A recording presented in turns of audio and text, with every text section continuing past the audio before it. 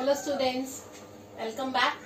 So we were discussing about the electrode potential and we have also done that topic, that how to measure the electrode potential of a given electrode with the help of the standard hydrogen electrode. Okay, so let's see, before starting the next topic, let's see the differences between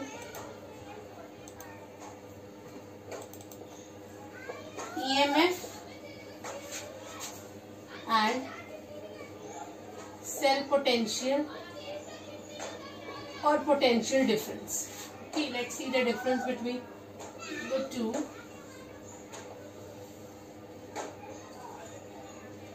Okay, EMF is what? Electromotive force. We've studied in physics. Motive force. Cell potential is also known as potential difference.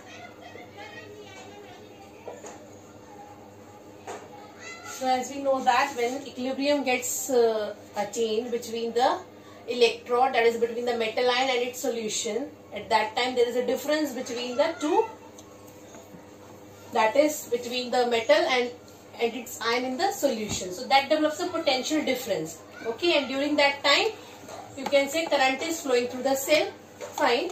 So potential difference, you can say it is the difference in the electrode potential when current is flowing through the cell.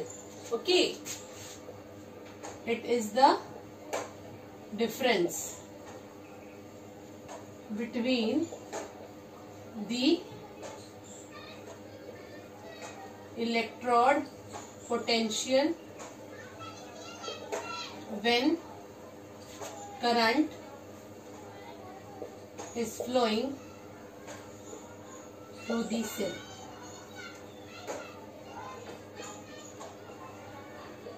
And electromotive force, that is EMF, you studied in physics also, that it is a difference. It is also the difference between the electrode potential or potential difference, but when no current is flowing through the cell. Okay, this is that potential difference.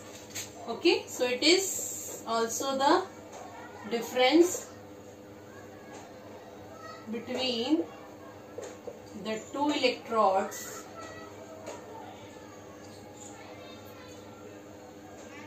between the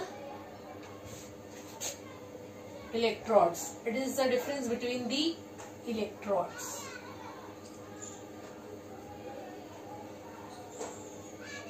When current is flowing through the cell, it is the difference between the two electrodes when no current is drawn from the cell. This is the main difference between the two. Okay, difference in the electrode potential or difference between the two electrode potential, anything you can write. Okay, difference between the two electrode potential. So this is the first one. Second is, here it is the maximum voltage. Maximum voltage that can be obtained from the cell.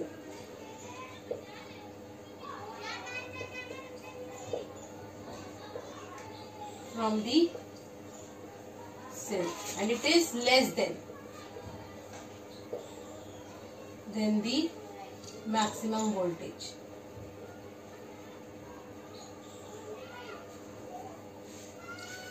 Okay, then the next one is, it is measured by potentiometer and it can be measured by voltmeter. Okay, then last one is, it is responsible, this is responsible for flow of steady current. Okay, and this is not responsible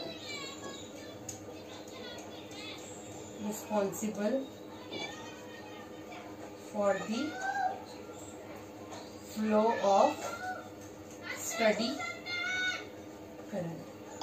So this is a general that you should know about the EMF and the potential difference between the two. So what is EMF? It is basically, this is the main difference. The difference between the two electrodes when no current is drawn from the cell. This is the difference between the electrodes between the electrode potential of the two cells when current is flowing through the cell. Okay, here is no current. So that is the maximum voltage. For example, suppose if we are having any electrochemical cell. Okay, so that say the maximum voltage that can be obtained, it's fixed. Okay, on the cell, if you will buy any cell, it will be mentioned on that its EMF is this. So that is the maximum voltage.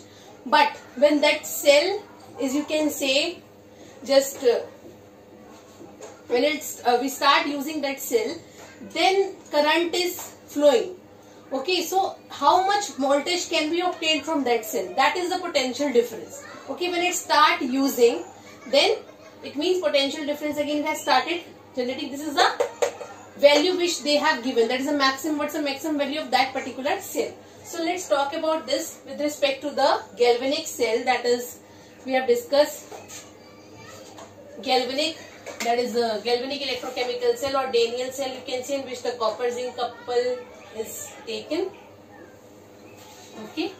So in case of galvanic cell, the maximum voltage or E0 cell is 1.1 volt. Okay, let's calculate. In Daniell cell or galvanic cell, E0 cell is equal to E cathode minus E anode. Okay, that is cathode is copper.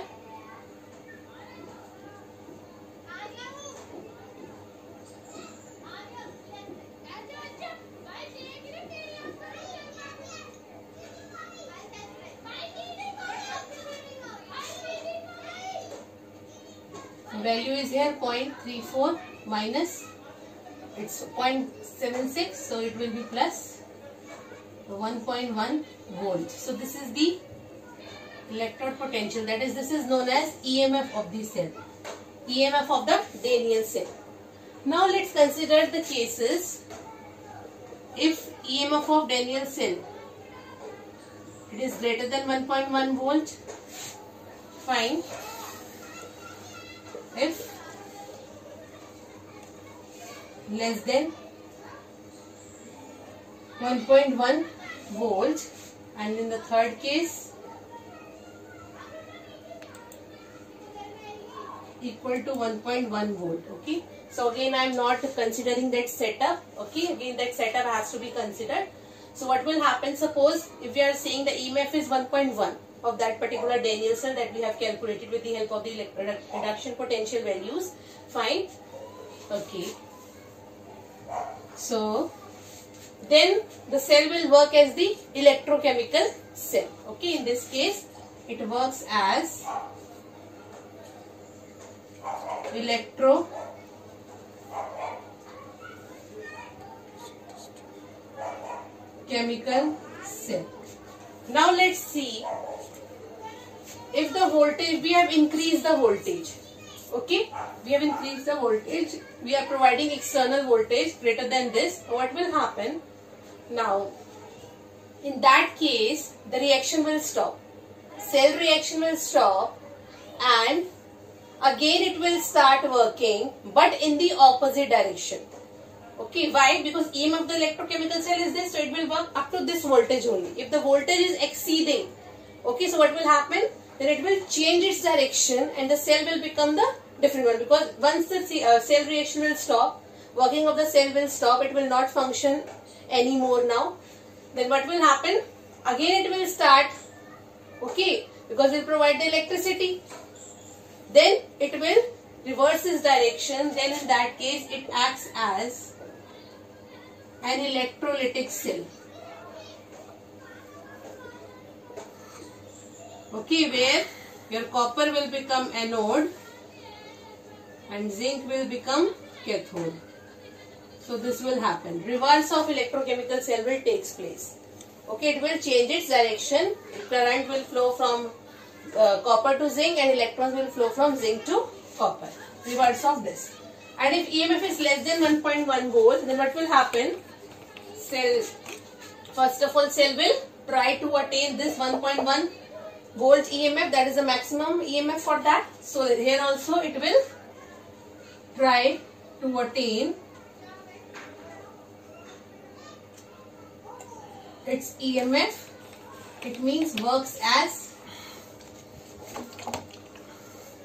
electrochemical cell. Fine. So these are the three conditions. Okay, with respect to that, the electrochemical cell. Okay. So if it is greater than that, it will reverse its direction. It will become electrolytic cell. If it is less than this, then it will attain that EMF and will work as electrochemical cell only. Okay. After attaining, it will stop. And if it is equal to this, though it is working as an electrochemical cell only. Fine. But after, when it will become greater than that, it will once stop and then again it will start. Okay, by taking the electricity, and then you can say it will reverse its direction and it will become electrolytic. So we can say that a non-spontaneous reaction can be made spontaneous by providing electricity. So what is that is happening in that? Okay, we are providing the external voltage. So it is means reaction, because before that cell has stopped functioning. But we have made it to, we have provided the external voltage so that it can function. So that's why it has become the reverse of that and it has become the electrolytic cell. Fine. So this is about the differences and the different conditions of the electrochemical cell. Fine. In the next class we will start with the electrochemical series. Till then, thank you. Okay.